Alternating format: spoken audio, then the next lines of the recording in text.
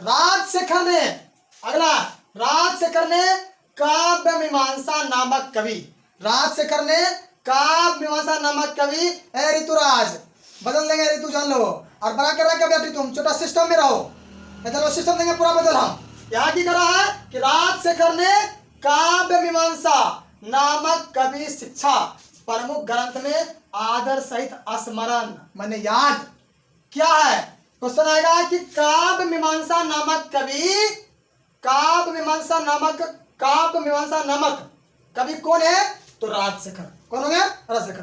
राजशेखर ने पटना संबंध में क्या कहते, यहाँ उपवास पाणिनि, पिंगल, बररुचि, पतंजलि यहाँ अध्ययन की ख्याति प्रसिद्धि प्राप्त है। प्रसिद्धि सुन रहा है ऋतु, गुलशर्मा दोनों पीटेंगे, मारेंगे, चोटा गर्व करता है।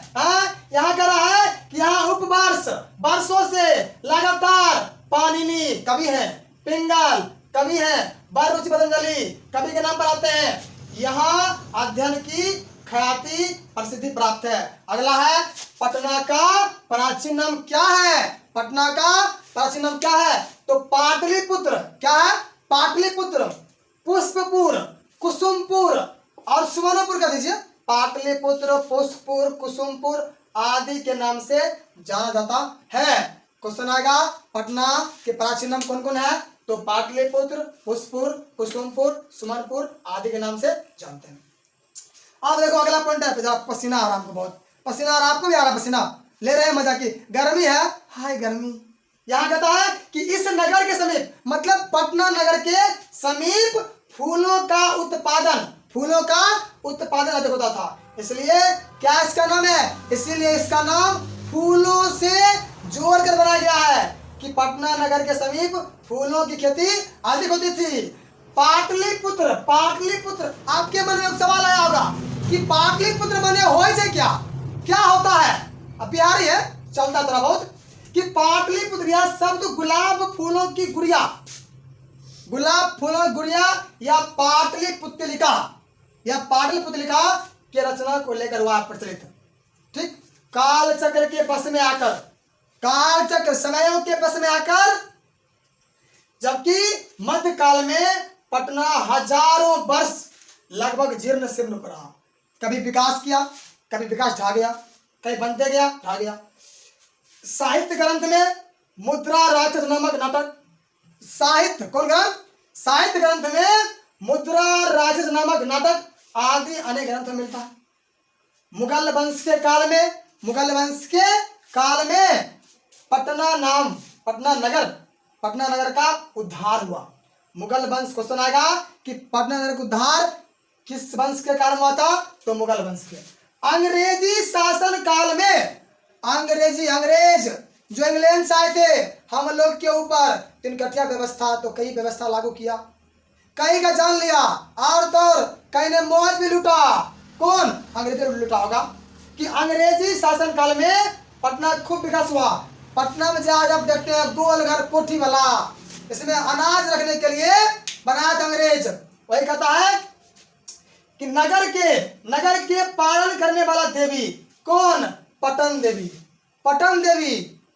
देवी जिसका नाम पालिका देवी भी था। तो पालिका देवी आज जो है पटन देवी के नाम से पूजा की जाती है उसका। तो नगर का पालन करने वाला देवी कौन है, पटन देवी। अगला है गुरु गोविंद सिंह का जन्म स्थल कहाँ है, पाटलिपुत्र में। गुरु गोविंद सिंह का जन्म स्थल गाइस कहाँ है, तो पाटलिपुत्र। अरे पाटलिपुत्र माने पटना, कुसुमपुर, पुष्पपुर, ये कह रहा है। अगला है कि सिख संप्रदाय के 10वें गुरु गोविंद सिंह, सिख संप्रदाय के 10वें गुरु गोविंद सिंह का जन्म स्थल गुरुद्वारा के नाम से प्रसिद्ध है। तो सिख संप्रदाय के प्रथम गुरु कौन थे, तो गुरु नानक। सिख संप्रदाय के प्रथम गुरु कौन थे, गुरु नानक। आपके ही क्लास 10th के हिंदी के गोधूली भाग द्वितीय काव्य खंड के पहले पाठ में दिया गया है कि सिख संप्रदाय के, सिख धर्म के प्रथम गुरु कौन थे, गुरु नानक। और 5वें गुरु थे गुरु अर्जुन देव। पांचवें गुरु गुरु अर्जुन देव और 10वें गुरु हैं गुरु गोविंद सिंह। और गुरु गोविंद सिंह जन्म स्थान कहाँ है? पटना है। क्वेश्चन आएगा सिख संप्रदाय के लिए पटना क्यों महत्वपूर्ण है? तो सिख संप्रदाय के लिए पटना इसलिए महत्वपूर्ण है क्योंकि सिख धर्म के या सिख संप्रदाय के 10वें गुरु गुरु गोविंद सिंह का जन्म स्थल पटना है, पाटलिपुत्र है, और जिनका जन्म स्थान गुरुद्वारा के नाम से प्रचलित है। अगला है पटना के उत्तर दिशा में, पटना के उत्तर दिशा में गंगा नदी बहती है। कौन दिशा में? उत्तर दिशा में क्या बहती है? गंगा नदी बहती है। ऊपर करो, बोल रहे। अगला देखिए, ठीक था। अगला देखो हमारा है, कहता है कि जंस कि गंगा के ऊपर में एशिया महादेश का सबसे लंबा पुल सेतु ब्रिज, एशिया महादेश का सबसे लंबा पुल है गांधी सेतु। ये हमारी किताब में दिया गया, लेकिन वर्तमान में अभी दिया गया है जो हमारे पाठ्य पुस्तक में नहीं दी गई है। एशिया महादेश का सबसे लंबा पुल धौला सा दिया है जो असम राज्य में है, असम में है, लेकिन जो हमारे पाठ्य पुस्तक में दी गई है हम उसके बारे में कर रहे हैं। अगर पूछता भी आपको यही है कि एशिया महादेश का सबसे लंबा पुल कौन है, तो गांधी सेतु। कौन होगा? गांधी सेतु, जो गंगा के ऊपर में बना हुआ है। अगला है कि इस नगर में, मैंने कौन नगर? पटना, पटनिया नगर में, जानते हैं ना पटना है, पटना करेगा घटना, ये घटना करेगा। और देखिए क्या हो रहा है, कहता है कि इस नगर में, पटना नगर में संग्रहालय, अजी म्यूजियम, उच्च न्यायालय, हाई कोर्ट, सचिवालय, गोलघर, तारामंडल, जैविकोद्यान, चिड़ियाघर, मौर्यकालीन अवशेष, महावीर मंदिर इत्यादि देखने योग्य है। ये कहता है कि इस नगर में, क्वेश्चन आएगा कि पटना नगर के दर्शनीय स्थल कौन कौन है जिसका हम दर्शन कर सकते हैं। ये हमारा है किसमें? पटना नगर का दर्शनीय स्थल संग्रहालय, उच्च न्यायालय, सचिवालय, गोलघर, तारामंडल, जैविक उद्यान, मौर्यकालीन अवशेष, महावीर मंदिर इत्यादि देखने को मिलता है। आप जान लो बेटा, बाबू सुन रहे, हे रे सुनो रे।